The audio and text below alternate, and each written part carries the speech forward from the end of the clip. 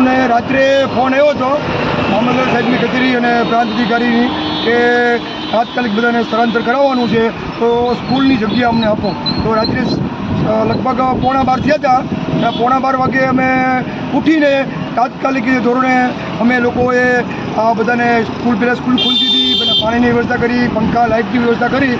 તો તમામ લોકોને અમે અમારા જે બાળકો વિદ્યાર્થીઓ છે, અમારા વિદ્યાર્થીઓ હતા, એના વાલીઓ હતા, એને સમજાયા. અને અમે રાત્રે અહીંયા ભોગાવમાં ગયા તો એ લોકો તો સૂતા હતા, એમને કંઈ ખબર જ નહોતી કે પાણી આવી ગયું છે. તો અમે એમને વિનંતી કરી અને થોડીક પોલીસે કટકાઈ કરી અને અધિકારીઓ પણ સમજાયા કે ભાઈ તમે અહીં સલામતી નથી. તો એ લોકોને અમે રાત્રે લઈ ગયા હતા. તો એ લોકોએ રજૂઆત કરી કે ભાઈ અમે આવી પણ અમારા બકરા, અમારા ઘેટા, અમારા માલધોલનું છું. તો મેં એવું કીધું કે ભાઈ તમે એને પણ સાથે લેતા આવો અને એને પણ એ વ્યવસ્થા કરી દઈશું. તો એ લોકો પોતાના માલ સામાન અને માલધન સાથે અમારી સ્કૂલમાં આવ્યા છે. લગભગ 100 વ્યક્તિઓ રહ્યા છે.